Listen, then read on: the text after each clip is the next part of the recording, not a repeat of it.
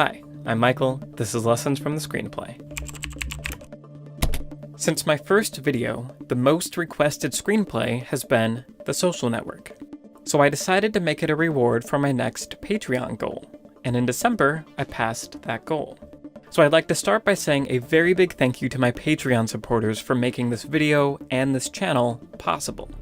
And I guess I shouldn't be surprised that The Social Network has been the most requested screenplay, because I think it's safe to say that the most famous screenwriter working today is Aaron Sorkin. While he's a great screenwriter, I don't think he's famous because he's great. I think he's famous because his style is noticeable. His rapid-fire, quick-witted dialogue is hard to miss, for better or worse, and not many writers have a style so distinct it earns them a cameo/parody on 30 Rock. Do I know you? You know my work. Walk with me. But this is not to say that he is all flash and no substance. Rather that he uses flash to distract the audience so they don't notice when the substance is hitting them. So today I want to break down the function of his style, to see how he uses nonlinear structure to frame what the story is about, and examine the critical role that collaboration played in the creation of The Social Network. He's 25 minutes late. He founded Napster when he was 19. He can be late. He's not a god. And what is he? He's 25 minutes late. Sorkin loves writing dialogue, and he's often said that he thinks of it as music. And my parents started taking me to see plays from a very young age. Even though I didn't understand the story, I didn't understand what was happening on stage, I loved the sound of dialogue. It sounded like music to me, and I wanted to imitate that sound. Sorkin's dialogue is famous for being snappy, repetitive, and clever. But what is all of this actually accomplishing? I want to start by looking at his use of overlapping dialogue.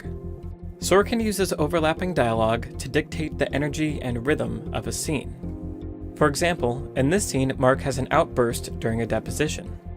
This begins when Divya's line is interrupted by Mark. You had 42 days to study our system and get out ahead. Do you see any of your code on Facebook? Then, Sorkin has the two lawyers interject, trying to calm him. Sorry, could Mark. This forces the energy of the scene to increase, because now Mark has to overpower them. Did I use any of your code? Which, in turn, allows Divya to respond with increased intensity. You stole our whole goddamn idea. Fellas. This confrontation continues until it climaxes when Mark says, You know, you really don't need a forensics team to get to the bottom of this. If you guys were the inventors of Facebook, you'd have invented Facebook. By having the characters interrupt and talk over each other, Sorkin increases the drama and energy of the scene in a way that feels organic. Another key feature of Sorkin dialogue is the misunderstanding. This must be hard. Often in Sorkin scenes, the characters aren't on the same page. Who are you? I'm Marilyn Dopey. I introduced myself when What do you do? The primary function of this technique is to tease out exposition in a way that feels natural. I'm a second-year associate at the firm. My boss wanted me to sit in on the deposition phase. But it can also make the scene more engaging. By giving the characters different trains of thought, it challenges the audience to keep up and draws them into the story world. Nowhere is this more clear than The Social Network's now classic opening scene. So let's track the characters' trains of thought and examine how Sorkin uses misunderstandings to propel the scene forward. It begins, as many Sorkin scenes do, with a statistic. Did you know there are more people with genius IQs living in China than there are people of any kind living in the United States? Erica immediately becomes preoccupied with the China statistic. That can't possibly be true. It is. What would account for that? Well, first, an awful lot of people live in China, but here's my question. However, Mark brought all this up to talk about what he is preoccupied with. How do you distinguish yourself in a population of people who all got 1,600 on their SATs? But Erica still thinks they're talking about China. I didn't know they take SATs in China. They don't. I wasn't talking about China anymore. I was talking about me. Now Erica focuses on Mark and the SATs, but he's still trying to discuss ways of distinguishing himself. You got a 1,600? Yes, I could sing in an a cappella group, but I can't Does that sing. mean you actually got nothing I could wrong? row crew or invent a $25 PC.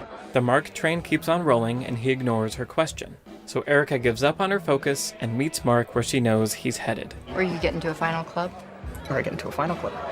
This is one page of dialogue into the film, and in trying to keep up, we may not realize what we've learned so far. We know Mark's motivation. He wants to distinguish himself. We know that he got 1,600 on his SATs, and we know his current desire is to get into a final club. We've also seen that Erica's polite, patient, and impressed by getting 1,600 on the SATs, something that'll come into play later in the scene. By wrapping all this exposition and misunderstandings, it seems to naturally flow from their conversation. But the misunderstandings are also used to establish Mark's character as someone who has trouble communicating with others. Let's look at a few more lines to see how these misunderstandings inform Mark's character. You know, from a woman's perspective, sometimes not singing in an a cappella group is a good thing. This is serious. On the other hand, I do like guys who wrote crew. Erica is referencing these previous lines, and by trying to bring some levity into the conversation, says something that Mark misinterprets. The fact that he's hurt by this is signaled by an interruption to the rhythm of the scene, the parenthetical of beat. Well, I can't do that. I was kidding. And yes, I got nothing wrong on the test. After taking a blow to his ego, Mark then finally answers Erica's question from 9 lines ago about how good he is at the SATs. Then, Have you ever tried I'm trying right now. to row crew? To get into a final club, to row crew. No, are you like, whatever, delusional? she's asking about rowing crew. He's talking about final clubs. So she's confused, so he's confused, and finally we arrive at, Maybe it's just sometimes you say two things at once. I'm not sure which one I'm supposed to be aiming at. by this point, the audience can sympathize with Erica. We've witnessed firsthand how difficult it is to have a conversation with Mark, and how fragile his ego is. And this is just page 2. There are 7 more pages of misunderstandings. What's impressive about this scene is that even if you don't follow every beat of the conversation, you still understand what happens. And Sorkin makes sure to punctuate it with the point that hits Mark the hardest. You're gonna go through life thinking that girls don't like you because you're a nerd. And I want you to know from the bottom of my heart that that won't be true. It'll be because you're an asshole. Sorkin's dialogue is essentially a kind of misdirection.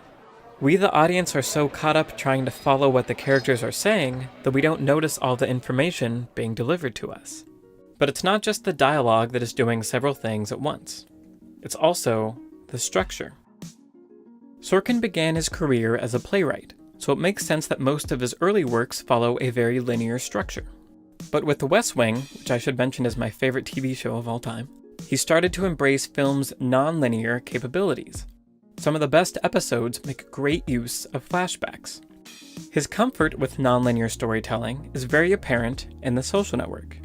For the first 22 pages, the script moves linearly, then jumps forward in time to Eduardo's deposition. These flash-forward scenes allow the lawyers to supply exposition, Gretchen, they're best friends. Not anymore. as well as ask the characters directly about how they were feeling at the time of the events. Would you say that Mark was excited about this meeting? Yes. Very. This lets Sorkin frame scenes in different contexts. For example, when the characters meet Sean Parker, we don't just watch them meet Sean Parker. We get to hear Eduardo's thoughts on the meeting. A psychiatrist would say that he was paranoid. They'll hire private detectives who will follow you day and night. And because Mark is sitting 5 feet away in the deposition room, we also get to see how he reacts to Eduardo's story. But perhaps most importantly, this nonlinear structure reframes the dramatic question of the entire film.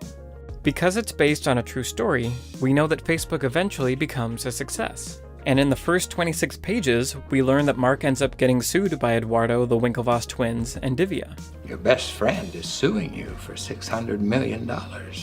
I didn't know that. Tell me more. So the dramatic question isn't what will happen, but instead, how will it happen? Sorkin is signaling to the audience what the story is really about. Not a company, but a friendship. And the structure allows us to see this friendship be destroyed while also watching the characters reflect on these events years later. I was your only friend. Yet one friend. There's one last point I want to touch on. Aaron Sorkin is clearly a talented writer, but while many of his scripts have been turned into acclaimed films and shows, many have not. The West Wing, Few Good Men, The Social Network. Studio 60? Shut up.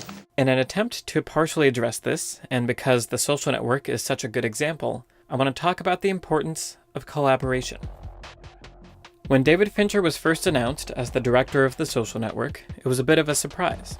Even Sorkin said, "You know, at first glance, it's an unusual marriage of director and material. David is most known for being peerless as a visual director, and I write people talking in rooms." But I think there are 2 key things Fincher brought to the table that are necessary when producing an Aaron Sorkin screenplay. First, it appears that Fincher pushed for some script edits.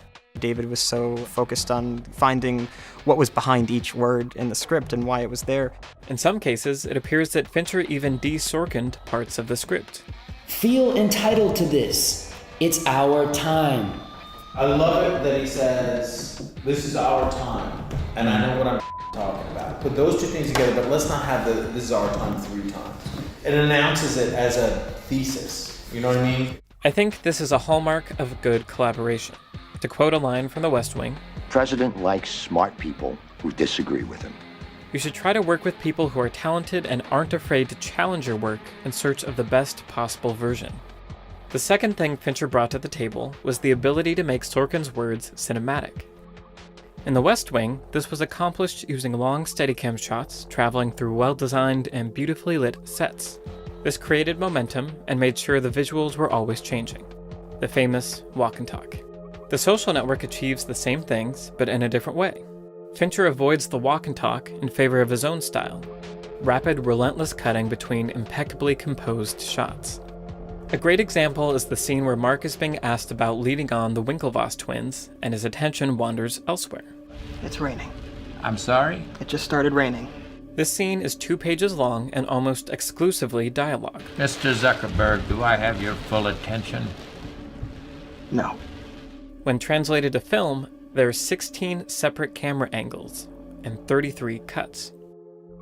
The last element of collaboration I want to mention is, of course, the performances. Sorkin dialogue is difficult to perform, not just because it's fast, but because of the aforementioned multiple trains of thought happening at any given time. Not only that, but Sorkin also writes a lot of what he calls verbal hiccups. I tend to write little hiccups into the language, like at the beginning of that speech. It begins, I, you know, and then he speaks. Dash dashes and dot dots. Most actors have a lot of trouble with that, and Jesse is able to take those verbal hiccups and casualize them, make them seem organic. Sorkin dialogue is hard. If the actors can't make this stylized writing seem natural, it doesn't work. As a writer, you only have so much control over all of this, but I still think it's important to remember how collaborative filmmaking is. Action! That the most successful people aren't just talented, they're experts at surrounding themselves with people as talented, or more so, than them. Mark? I think the collaboration between Fincher and Sorkin is a match made in heaven.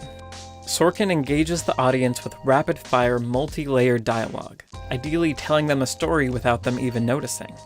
And Fincher's filmmaking does the same thing, but with stunning visuals and relentless editing. Together, their styles immerse us in the world of the social network. Hey guys, I just want to say thank you again to everyone who supports me on Patreon. I really enjoyed having this celebratory video to look forward to, so I think for my next goal, I will do the next most requested screenplay, which is Pulp Fiction. I have a lot of fun things planned for this year, so be sure to subscribe. And finally, thank you for watching.